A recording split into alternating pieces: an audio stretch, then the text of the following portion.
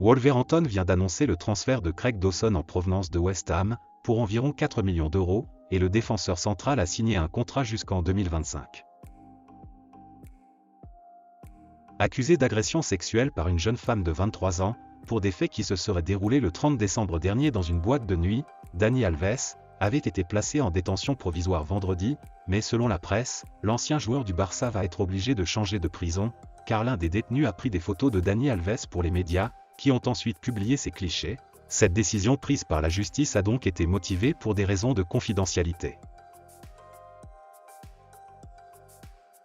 Alors que la tendance était de voir le récent champion du monde prolonger son contrat avec le club parisien, Gérard Romero, journaliste pro-catalan, indique que l'international argentin aurait finalement changé d'avis, et qu'il ne souhaiterait plus prolonger son contrat au PSG, mais cette information a vite été démentie par RMC Sport.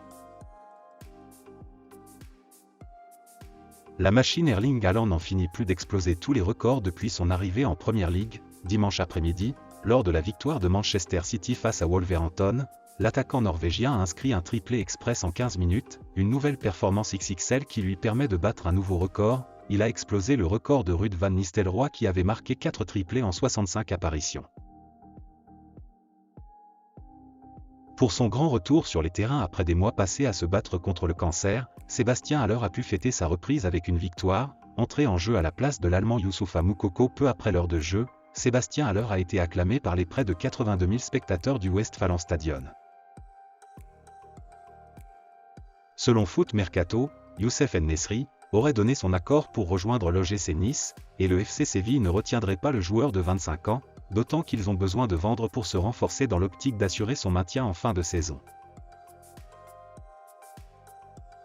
Originaire de Paris, Youssouf Fofana a préféré quitter la ville lumière pour pouvoir exprimer son talent plus facilement. Le milieu de terrain a d'abord connu des débuts en professionnel à Strasbourg avant d'exploser à l'AS Monaco. Interrogé sur son avenir lors de l'émission Quelle époque sur France 2, Youssouf Fofana a parlé sans langue de bois, et n'a pas caché son envie de rejoindre le PSG. Il a déclaré : « Je viens d'ici, donc ce serait normal de retourner chez moi. J'ai dit que ça me ferait rêver parce que c'est chez moi, mais on est dans le monde du foot, je prends la meilleure proposition. Pour moi, le Graal ce sont les compétitions, que je sois en France, en Allemagne, en Italie, tant que je gagne la compétition. »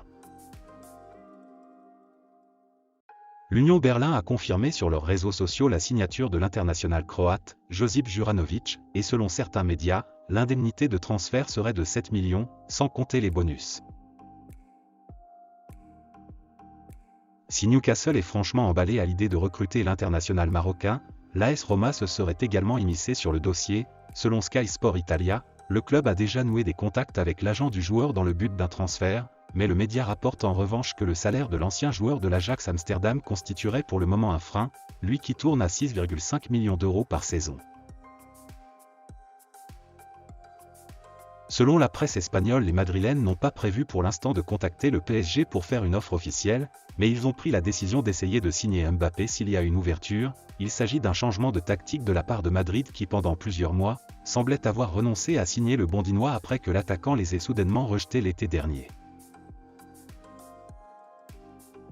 Vainqueur d'Al Ettifaq pour sa première avec Al Nassr, Cristiano Ronaldo a montré un visage assez décevant, disputant pourtant les 90 minutes de la rencontre. Cristiano Ronaldo n'a pas marqué et a peu pesé sur la rencontre de son équipe. Il livre au final une prestation correcte, mais loin de ce qu'on doit attendre d'un joueur qui a autant marqué l'histoire du football.